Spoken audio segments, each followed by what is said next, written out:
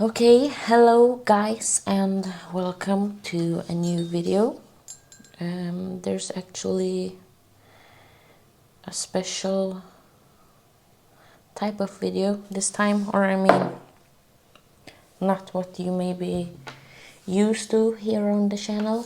It's just me sitting down and talk to you. There's nothing special or something that have happened, but I send out a question to you on Instagram if you wanted me to do a Q&A, and there were some questions that I thought I can answer here. So yeah, let's just start with the questions. Okay, so first question is, are you off season right now, trying to build muscles or focusing on building muscles? And how much do you eat then? Yes, or from yesterday, no. I have been off season or focusing on putting on some more muscles since the pro card win. So we are 6 weeks post show today, and I have been focusing on building muscle since then. We're still trying to do, but not as aggressive, so to speak. So I have been on 2,500 calories on training days and around 2,300 on rest days until yesterday, where Emil decreased it to 2,300 on training days, 2,000 around that on rest days, and around 4,000 steps more. So that's it. We don't think we have so much to lose, and because my body responding so well, we will try to just get as much muscle on as possible until the pro debut. That will be in November, the 23rd of November, for those of you who've been asking. How many calories do you eat in off season versus now?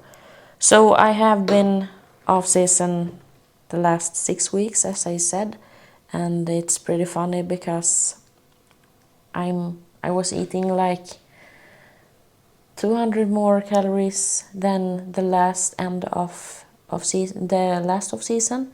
So I'm right now in the prep eating as I did my last of season for the pro card win, which is pretty crazy if you ask me, because I have no cardio yet, and I had at least, I think, 20 minutes 4 times a week in the off season. You date someone right now?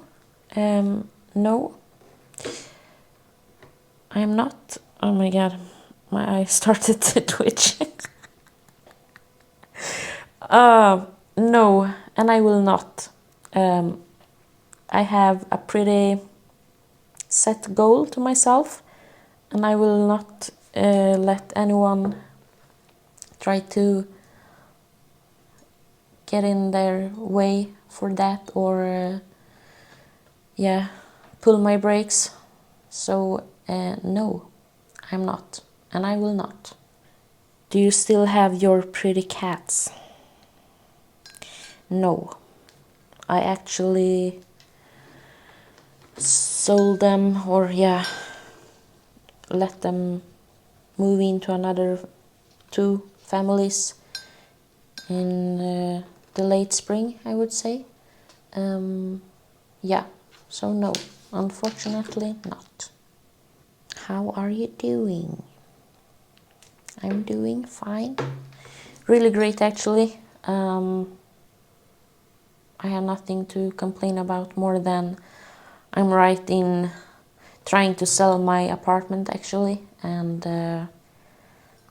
there's a little stress around that, but I'm trying not to think too much about it and just, yeah, I can't do more right now than waiting for someone to buy it, so yeah. How long before your training session do you eat your pre-workout? Now when my food are pretty high, I think my pre-workout meal was about around 700 calories, which is a lot. So it gets a lot of volume in your stomach. I actually eat it like sometimes 1.5, 2 hours before my training sessions, because I don't like to feel full when I train. But as I get closer to the shows and I get less food, I would say maybe 30 minutes to an hour max. But my food haven't been that low since I don't know when, so I would say 1 hour to 1.5. Do you do vacuum training? If so, can you show it? Yes, I do. I do it under or during my posing and stretching routine that I usually have on rest days and after my fast or short training sessions. So around 5 times a week, I think it is. And yeah, I just breathe in, breathe out 3 times. And on the third, I just blow everything out, literally everything. So I just until I can't no more, and then I just suck in everything I can. Like, think of your belly button go right to your spine, right into your spine, and try to hold it as long as you can. If you're new to it, I would say at least it's easier to start with having your pelvic tilted or your pelvic in a 90-degree position, and then you can start laying on your back on the floor and things like that. When comes the next pod episode with you and Lynn? Every Friday. Last episode was unfortunately running a little late because we had very much to do, and it was 2 big shows after each other, and yeah, so that's why. But we're trying to do every Friday. Your best tips and tricks for the off season. Okay, so this is a very big question, or wide, with many answers. It comes down to so many things, so I really don't know where I should start, and I have so much to say about your off-season, post-show phase, reverse diet. So I think it would be better if I do a total video about it. If you would like to like this video so I know, or comment,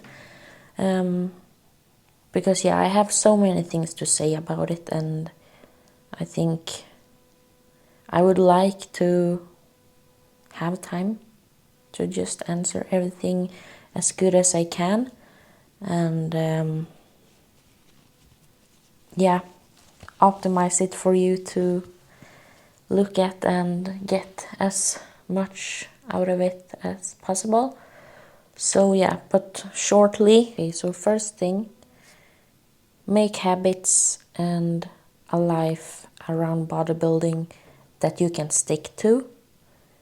Don't be too extreme if you can't hold it. It's okay to go your own way. You don't need to eat like everyone else.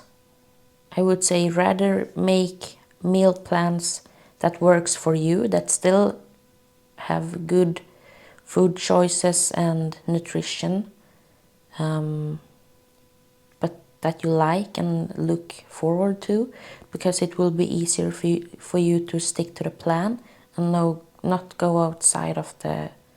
I would say set up some short goals, so that you have something to look forward to, and it will make it easier to focus in the off season, because it can be pretty boring. Many of us need a long time to build muscle. It takes time, and you need to be consistent with everything to maximize your goal. And yeah, it can be a good thing to just have small things on the journey to look forward to. It don't need to be a competition or a show. It can be a look in your off-season shape that you want to achieve. It can be in the training that you want to, I don't know, rep 100 kilos in RDLs before November is over or something, so that you really have something to look forward to in the close future. Get rid of people that don't support you. This is actually something that you should do either if you're on prep or off season, but especially in the off season, I think, because many lose focus and discipline is harder because the goal is further away from them. So it's easier to, maybe go outside with your friend and have a drink, and it's okay for you if you want to, but I mean, I feel like many people often do things like that just to be accepted by their friends and family, and people that have such a bad pressure on them because they want them to do it, even if they know that the athlete maybe not like it. So yeah, get rid of people that don't support you. Make your own little bubble. How much cardio should you do in your off season? And that comes down to the individual, really. And like me, you have to look at where you were at the prep and the show diet, if you had some, and going into your off season after a show season.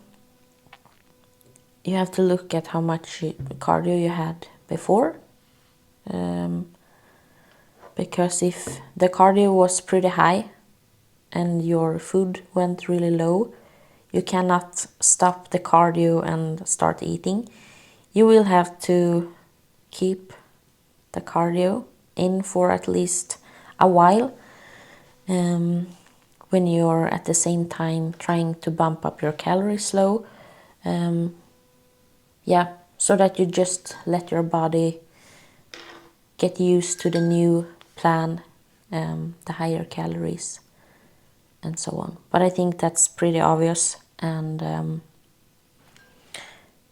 I mean, many of us that have a normal work and things like that, I think many uses their body at least some hours a day, and Hopefully you get around 10,000 steps at least. But yeah, I wouldn't say it's necessary to have cardio in like every day, your X minutes of bike every week. It comes down to what you work with, how your body responds to food, how high the food is, and that goes in both ways. If you have very high calories, you're running a high volume food, the appetite is maybe not that good as it should be, or could be. It can be pretty smart to just put in a little bit of cardio or more steps to help your appetite so you get enough food. Or maybe you're not having that much food because your metabolism is slower and you're maybe a small bikini girl or something. You maybe want to have your calories as high as possible, but you need to put in cardio because of that.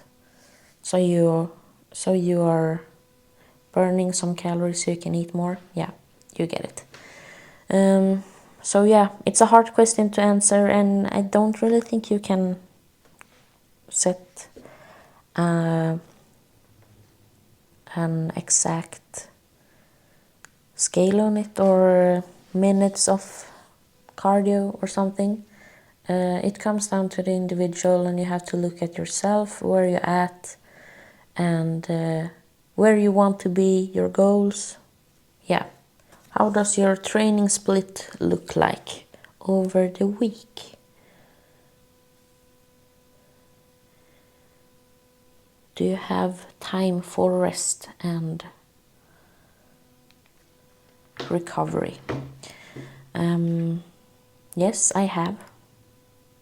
Or if I shouldn't, we would have make it in another way, because everyone need to recover from the training or less, or else you can't improve or be better. But in short ways, I'm having rest day on Mondays, then I have my upper two on Tuesday, which is focus delts and a little bit of back. I think I have four delt exercises and 3 back exercises. So Tuesday upper 2, Wednesday I have lower 2, which is,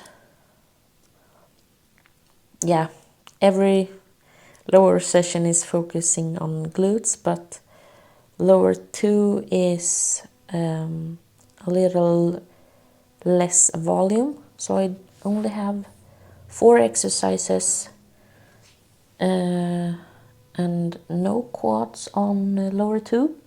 Then I have rest on Thursday again. Then I have lower 3 on Friday, which is pretty high volume right now, or it's very high volume, but it's okay because my sleep is very good right now, my food is high, I have no cardio, so I have the opportunity to recover from it. But yeah, it's pretty high volume, especially the glute, or I don't have high volume in the quads, but glutes and ham is pretty high volume. Then I have upper 1 on Saturday, which is focus delts and a little bit of arms and 1 back exercise.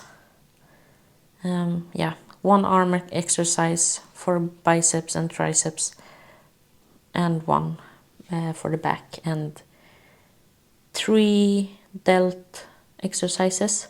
But you have to have in mind that the volume in each exercise is pretty high. I have like, I think it is 6 or 7 sets in 2 of the exercises, so even if it's just 3 delt exercises, it's a pretty high volume. And then on Sunday, which is today, I have a lower 1. It gets a little weird when I have lower 1 on Sundays and so, but it have to do with the rest days, because I want to have rest days on Monday and Thursday. But yeah, lower 3 today on Sunday, lower 1 sorry, which is also very high volume, but it's okay because I have rest tomorrow. Then I have upper on Tuesday, so I have two days to rest from it, and then run lower 1, lower 2, which is lower volume on Wednesday. But yeah, it's a little bit of quads on this lower session, lower 1, but most glutes and hams, as always, because that's what I need, and I build quads pretty easy, and they are already where they should be for bikini. So yeah, I think that was everything for now. As I said, I would like to do a separate video about the off-season and post-show phase if you would like to.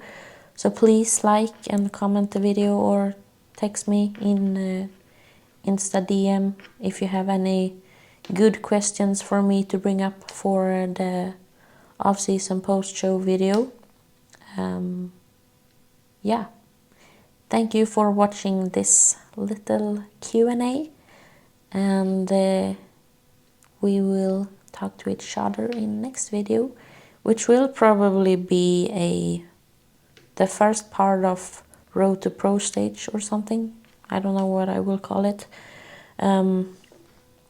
But yeah, because we have started the diet, I think it could be a good idea to start those prep episodes again, but this time Road to Pro stage. That's crazy.